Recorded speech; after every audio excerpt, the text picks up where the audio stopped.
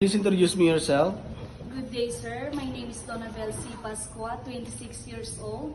I am from Gapal, Kawayan City, Isabela. I have one child, 6 years old, and I have two sisters and one brother.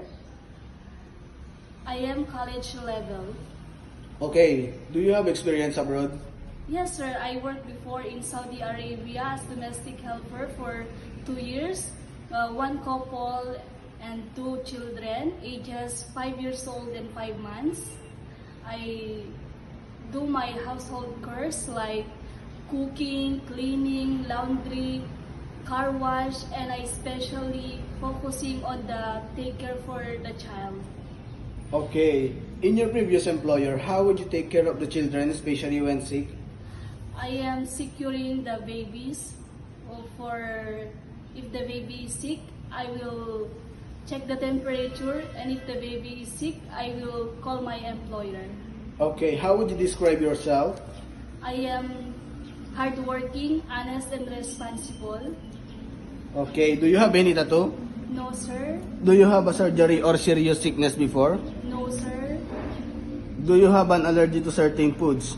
No, sir. Do you smoke and drink alcohol? No, sir. Why do you want to work abroad? I want to work abroad for the financially, for my family, to help them and to be financially stable.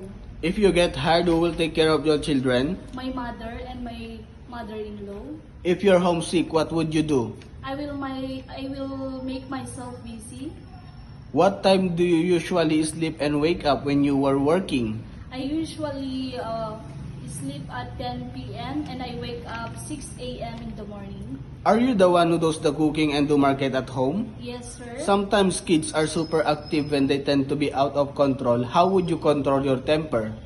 I will more patiently for them, sir. Do you accept no off days but to be paid instead by employer? Yes, sir. When you visited the parents, relatives, and friends of your employer, will you help and do the housework there? Yes, sir. Can you promise not to lend money in Hong Kong? Yes, sir. Are you scared of dogs and cats? Yes, sir. Are you willing to share room with kids? Yes, sir. Do you promise not to use cell phone during working hours? Yes, sir. Do you promise to finish your contract? Yes, sir. Can you cook Chinese foods? Yes, sir. But I'm willing to learn. Okay, can you sing a nursery song? The wheels on the bus go round and round, round and round, round and round. The wheels on the bus go round and round, all through the time. Okay, what is your message to your future employer? Good day, ma'am, sir. I hope that you will select me as your helper. I am hardworking, honest, and responsible person. I promise to serve all your family with all my best. Thank you.